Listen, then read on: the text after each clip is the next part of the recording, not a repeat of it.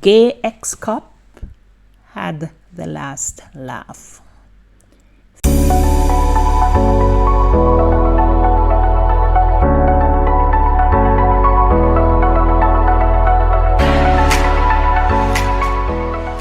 Feeling pressured to quit the Jamaica Constabulary Force because of his perceived sexuality, former constable turned PhD holder Daniel Christian says he is grateful for the poor treatment that pushed him to the United States.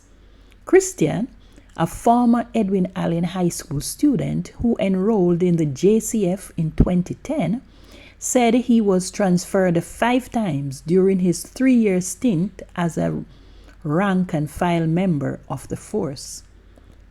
Frustrated, he said he packed his bags for North America, where he sought asylum on grounds of his sexual orientation under a number of social groups he identified as gay. Christian graduated last week from the Liberty University in Virginia with a doctorate in criminal justice. I faced a lot of issues in the JCF. I was transferred a couple of times. I first started at Mobile Reserve, but I voluntarily went to the Mountain Troop. And then from there, I was selected to go to the National Intelligence Bureau. I was there for a while, but then I was transferred from there back to Mobile Reserve. But I came under a lot of pressure at Mobile Reserve, and so I knew of someone who was working at the commissioner's office, and they had me transferred to the CCN. That's the Constabulary Communication Network.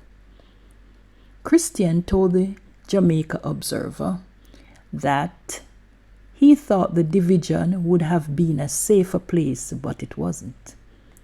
Without reason, he said he was transferred again to the traffic division and referred for anger management and was forced to see a social worker at the police academy.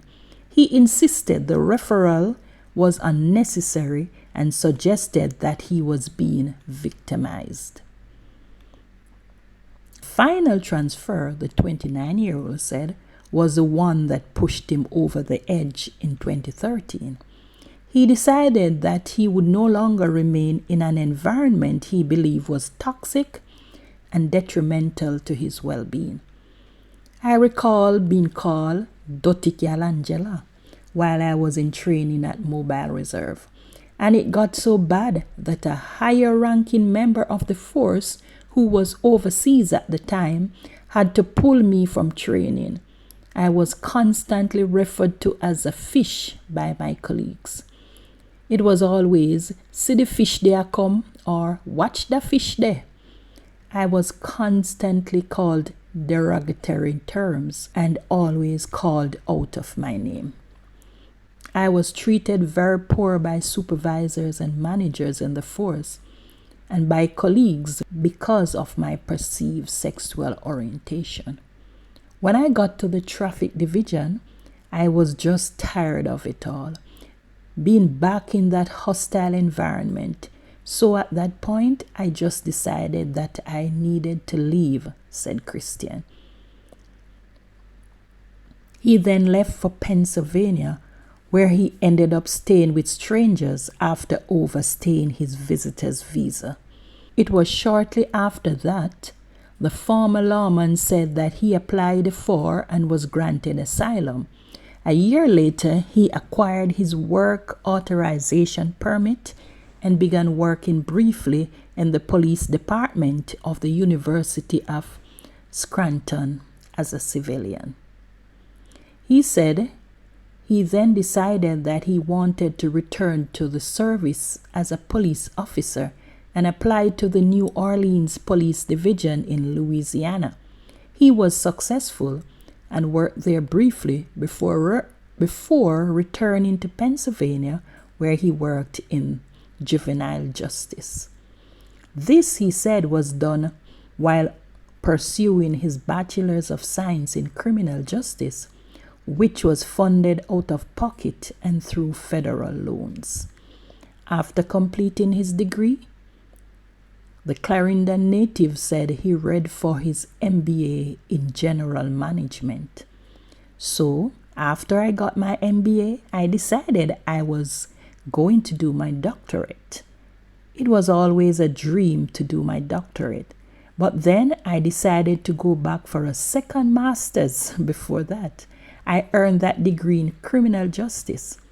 It was after that I was satisfied that I could go on to do my doctorate. So in the fall of 2018, I enrolled at Liberty University, where I completed my PhD in criminal justice, he shared, saying that he is the first person to complete a doctorate in the Helms School of Government at the university. At this time, Christian said he was teaching criminal justice and business at the high school. So, I'm wrapping up my third year as a high school teacher.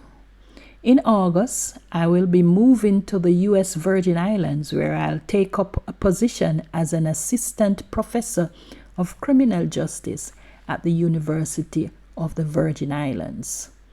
The feeling, he said, of raising from a constable to a PhD holder is overwhelming. I always had the desire to achieve my doctorate, but now that it is a reality, it's just crazy. It's a great feeling. It comes with increased respect. So many people have reached out to me. It's just awesome. I'm the first person in my family to earn a PhD. I'm absolutely happy I left. I didn't know if I would have achieved as much if I was still in Jamaica or in the JCF. At the same time, he is encouraging others who he said may be going through what he claimed to have gone through at the JCF to not become a victim of their circumstances. Don't let your circumstances determine how far you will go or what you can accomplish, because your dreams, even if they are somewhat delayed, can be achieved. Keep the end goal in mind and always work towards it, he said.